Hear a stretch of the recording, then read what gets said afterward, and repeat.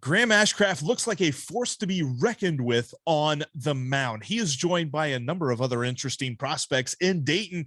Tom Nichols from the Dayton Dragons is here to talk with us today about those guys and more. Some exciting prospects are coming your way on today's Locked On Reds. You are Locked On Reds, your daily Cincinnati Reds podcast, part of the Locked On Podcast Network, your team every day. All right, for today's Locked On Reds, Steve and I are joined, and we have the privilege of being joined by Tom Nichols from the Dayton Dragons. Tom knows all things Dayton because he's been covering the team for quite a while now as the play-by-play guy. We've had him on before. So firstly, Tom, how are you doing, sir? Very well, thank you. Thanks for having me today, guys. Appreciate being with you. I'm very glad to have you back on the show and having Steve in here on the conversation with me. We've got a lot to get to because this was a great year. This past year, Dayton switched from low A to high A and things like that, which we'll cover here in just a moment. But you also got the chance to see a number of very interesting prospects, some guys that the Reds are really going to look to kind of hinge their future on. And there was one dude in particular. He kind of rose up the rankings. He was a firecracker as far as Reds fans were concerned, as far as prospects fans were concerned. Graham Ashcraft, he pitched a little bit there in Dayton. What was your take on how well Graham was pitching? Well, you know, he had Jeffrey had the great stretch of innings without giving up an earned run, and you know, he had come out of UAB, didn't have great numbers in college, but was a pretty high draft pick. And a lot of that was based on just a great power arm.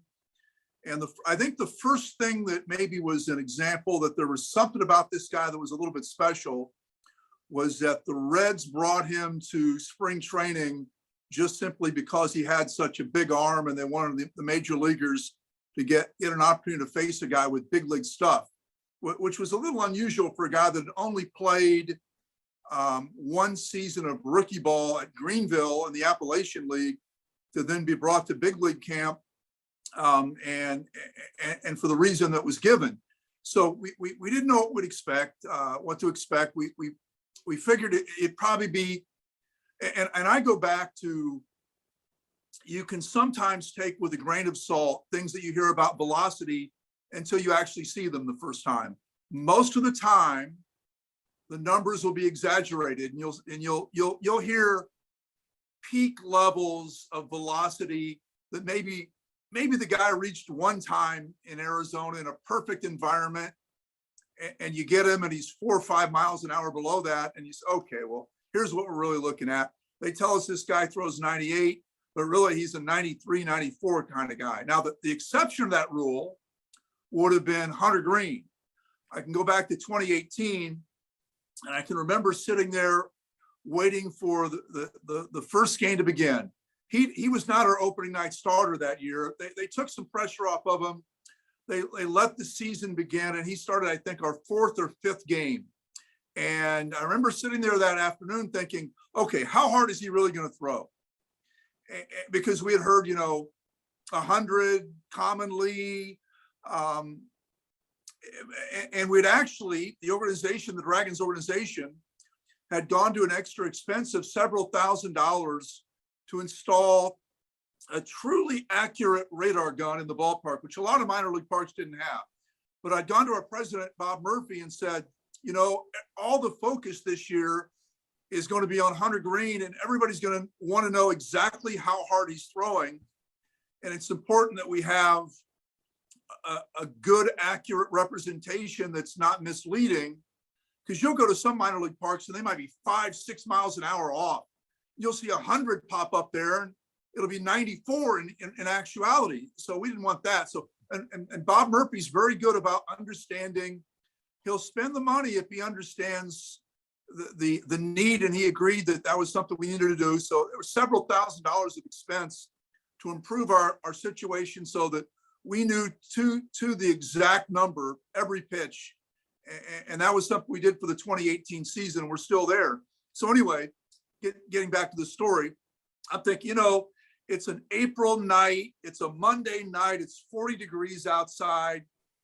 My guess is his first pitch will be about 95. So the game starts. The first pitch comes in, and I immediately look up at the scoreboard, and I see 1-0-0 up there. His first pitch out of his hand was 100 miles an hour. And I knew that was accurate again. And eventually he topped out at 102 with us in his final start that year, 2018. So he was the exception. Most of the time it doesn't work that way. So I didn't know about Ashcraft. So we get Ashcraft, and he had a game early in the year in 2021 where his first pitch was 99. He never hit 100 for us. He's a max effort kind of pitcher. He's going to throw his fastball. Every pitch he throws, when he uses his fastball, he's trying to throw it as hard as he possibly can. In comparison to 100 Green, who's got kind of a smooth, easy delivery. Ashcraft is what scouts refer to as a max effort guy. Every pitch out of his hand is as hard as he can possibly throw the ball. He's like trying to throw it through a brick wall. And it was very effective. He had a stretch with us where he had, I believe it was 4 consecutive starts without giving up an earned run. And he got moved up to Chattanooga. And so you wonder, okay, well, how's he going to do against a higher level of competition? And he went there, and I think the first 2 or 3 starts were pretty much exactly the same thing as he'd done in Dayton. No earned runs against AA hitters. So that told you Ashcraft is now moved up from being a guy that some would say would be maybe a top 20 prospect, possibly, to a definite top 10, maybe even a top 5. So that was what that stretch of games did for him. And he was consistent through the rest of the season, had a really good year. I would expect, if he continues, you'll see him in AAA at Louisville, and hopefully maybe come September, if things go well, maybe even a step up higher. So that was a good year. Ashcraft went from being a rookie pitcher in the Appalachian League in 2019 to being a AA pitcher, a jump you almost never see, that kind of a jump over one season. But he did it. That's Hey, awesome Tom, to see. Sorry, Jeff. No, that's good. Just wrapping up the thought on Ashcraft. I wonder, Tom, what's your thoughts on where he would slot in, I guess, if he were to continue that type of fast rise to Cincinnati? We haven't heard his name mentioned as one of those rotation type arms that are trying to break through with the big league club. Do you see him slotting in the bullpen, or do you think he could battle and enter the conversation for the big league rotation? Good question. And I'll give you the answer that pitching coaches usually give me when it comes to any pitcher that is a question mark between starter and reliever. And when it comes down to what they'll tell you, pitching coaches will say, and scouts will say the same, it comes down to the third pitch. Does he have a good enough third pitch that he can use it so that when you go multiple times through the batting order, he can show hitters something that they haven't seen? If the third pitch, which for him would be the changeup, doesn't come along well enough that he feels like he can use it, and it's effective enough that he can use it, he'll be a bullpen guy. And in that case, I mean, he can come in and just, as they say, absolutely blow cheddar for, an inning.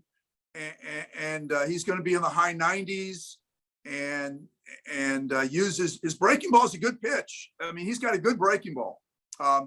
Changeup is the third pitch. That'll determine, can he be a starter and be a guy that's a 5, 6, 7 inning guy, or is he going to be a 1 or 2 inning guy using the fastball and the breaking ball? He's got a good breaking ball. When he throws it for strikes, it's a very good pitch. Make no mistake about it. He's not just a fastball only kind of guy. He's got a good breaking ball, but he needs the third pitch to be a starter. At least a pitch he can go to occasionally, not an equal, certainly not an equal representation of all 3 pitches, but a pitch he can show occasionally, that third pitch.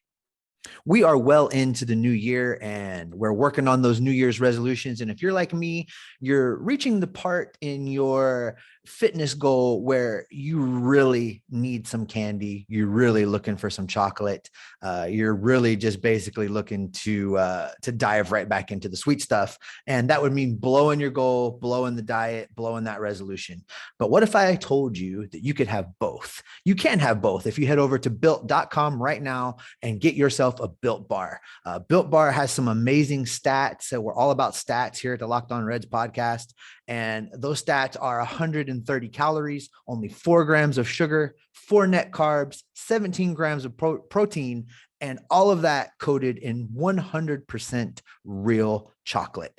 Sounds too good to be true, but it is not. And it gets even better. If you head over to built.com right now and use the promo code LOCKED15, you're going to get 15% off of your entire order. It's going to help you get through those cravings. It's going to help you maintain your intestinal fortitude to stay on that diet and really attack those fitness goals that you've set for yourself in 2022. So head over to built.com, hit those flavors. The cherry barcia is my personal favorite. It is as wonderful as it sounds. And again, use that promo code LOCKEDON15 to let them know that Jeff and I sent you from here at Locked On Reds. That's an interesting thought, because I know a lot of folks are talking about the possibility of him contending for maybe even a bullpen spot at some point this season. But that almost makes me believe that it'd probably be better for him personally if he spends a lot more time at AAA to develop that changeup, because obviously a starting pitcher is more valuable than any good bullpen pitcher. So hopefully he could do that. Well, that'll be a key for him. And that's, I'm sure, going to be part of the plan. It's hard in the minor leagues. I think one thing that a lot of fans that follow the prospects have an advanced understanding of a lot of things that go into the game. But one thing a lot of people do sometimes, I think, misunderstand is they think that all the minor league games are kind of like just instructional league games. Right. And that's not really the way they're played. There is an instructional league in the fall, but when you get into the season, and you've got 8,000 fans out there, no player wants to, get his brains beat in as a pitcher. If he doesn't have confidence in the pitch, it is hard for the pitching coach to convince him to use it, even in a minor league game. He's got to work on that in the bullpen, on the side, between starts, to get it to a point where he's got enough confidence, even in a minor league game. There's not many minor league pitchers that are willing to go out there and just see their ERA take a beating because they're trying to work on a pitch that's not a good pitch. So he's got to get it to a point where it's usable in the minor leagues. And again, that'll be in spring training, on the side between starts and so forth, and then mix it in some during the games. And he did hear some, but it's just not a consistent pitch yet. But he's got a ways to go. And he's a guy that's had some injuries at the college level. So he didn't come out of college with, 300 innings on his arm. He had 1 year really where he was a full-time guy at college level. And that was his last year at UAB 2019. He had been, I believe it, but my memory's correct, I think it was at Mississippi State for a couple of years, had some injuries there, and then transferred on to UAB, which is his home state. Nice. Yeah, he is a guy that's been on the forefront of a lot of Reds fans' minds as he's been moving through the minor leagues this past year. Another guy who they have just recently drafted, and a lot of national minor league pundits are really speaking high praises of this fella. He's Matt, don't call me John McLain. How does he look at the shortstop position? What you've got to see from him this past season? Good enough that he's worth continuing to watch there. And I'm probably a pretty rough grader when it comes to infield or anywhere defense. I'm rather particular, and if you were to ask people that know me would probably say he expects a little more defensively out of guys than maybe what most would expect. So if I tell you that a guy can't play defense, there's been some Dayton infielders over the years that have gone on, and I've said, this guy can't play shortstop. Sometimes I've been wrong, and sometimes as the player continued to improve, he did show that he could play that position. And other guys moved on to different positions. I thought McLain played certainly well enough to continue to give him a chance there. Did he look like Omar Vizquel? He's probably not going to be that kind of a shortstop, but he played. He was not a guy that hurts you. He was not a guy that was a weakness at that position. He was not a player that you look at and say, we got to immediately find someplace else he can play, because he's not going to be a shortstop. The one thing about McLain that surprised me a little bit, guys, was that as I looked at his scouting report, and then I saw him play, the one tool that I would say was most undersold was his speed. He can really run. Another guy that was the same player here that you heard about him as a player coming in, and then you saw him play, was Nick Senzel. Senzel, when he's healthy, Nick Senzel can fly. He can play center field. He can run. McLain's the same kind of a guy. He can really run out there. And he's not an average runner. He's a well above average runner. And that'll help him. That was the one thing that surprised me the most. Smart kid, very good attitude, hard worker, doesn't have any of that, what I used to call first round itis, which was the attitude that it's sort of a sense of entitlement. He doesn't have that. Senzel didn't either. Senzel played like a guy that was a 30th round draft pick trying to earn a spot on a roster. And maybe that's part of why he's had as many injuries as he had, as he plays the game so hard. And McLain is another guy that's going to play hard, work hard, doesn't have that sense of entitlement that some guys will have that you'll see. And those guys usually don't make it, at least don't fulfill the potential that others have felt they could. But again, keep in mind, he's only played really, I think, 6 weeks or so of professional baseball. So there's a lot to decide there.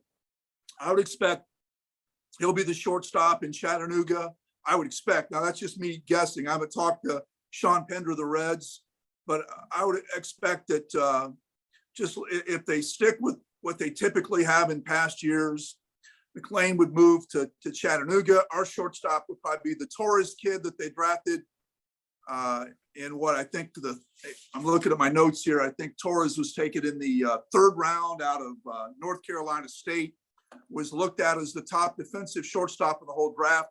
I would think there's a good chance he's our shortstop in Dayton next year. Unless, maybe they would decide to send McLain back to us to start the year. That could be a possibility as well. We'll see. But he played pretty well here. I mean, he hit better as the season went on. He had his best game, the first game of the year. I think he had a 4-hit night, including a home run, his first game with us.